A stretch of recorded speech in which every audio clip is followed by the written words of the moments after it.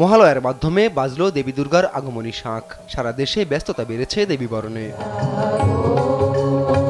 ঘট স্থাপনের মাধ্যমে দেবীকে জানানো হয়েছে আহ্বান। বগুড়ায় ৬২৮টি মণ্ডপে হবে এবারের দুর্গাপূজা। চলছে শেষ সময়ের প্রস্তুতি।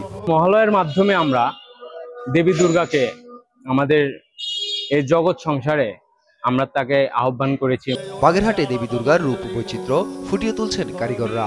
জেলার ৯ উপজেলায় ৬৩৪টি মণ্ডপে হবে এবারের দুর্গাপূজা। এখন থেকেই প্রতিমা দেখতে মণ্ডপগুলোতে ভিড় করছে ছোট বড় অনেকেই। সার্বিক দিক দিয়ে আমাদের প্রতিমার কাজ চলছে এবং এই প্রতিমার কাজ আজকে থেকে দোমাটির কাজ চলছে। এখন দোমেটে নামেছি, দোমেটে করবো ২-৩ দিন লাগবে। তারপরে আপনার রং করব, রং করে ষষ্ঠীর আগে কমিটির কাছে বুঝ করে দেবো।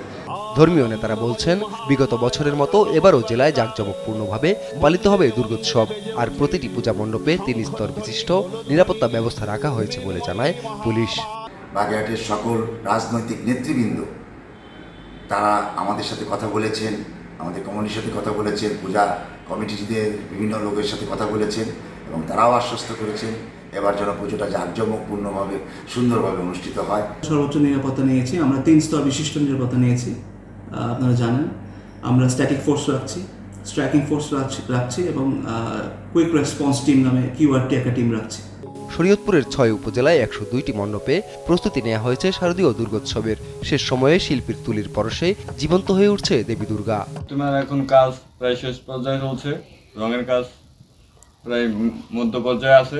এখনো যে দিন আছে তাতে আমাদের যে কাজ আছে, কাজ করতে কোনো অসুবিধা হবে না। নিরাপত্তা নিশ্চিতে প্রতিটি মণ্ডপে বসানো হয়েছে সিসি ক্যামেরা। ধর্মবর্ণ নির্বিশেষে সবাই মিলে শান্তিপূর্ণ পূজা উদযাপনে সচেষ্ট সবাই।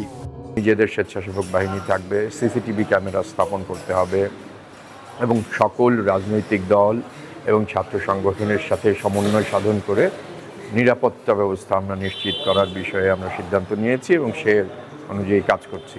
অতি গুরুত্বপূর্ণ যে পূজা মণ্ডপ যেগুলো আছে সেখানে আমরা আমাদের স্ট্যাটিক ওখানে ফোর্স থাকবে, ডিপ্লয়মেন্ট থাকবে, অর্থাৎ সবসময় ওখানে সার্বক্ষণিক ফোর্স ডিপ্লয়মেন্ট থাকবে। দেবী দুর্গার মর্তে আগমন ও অসুর বিনাশের মাধ্যমে বিশ্বে প্রতিষ্ঠিত হবে শান্তি, এমনই প্রত্যাশা সনাতন ধর্মাবলম্বীদের। আপন অপু, নিউজ ডেস্ক, দেশ টিভি।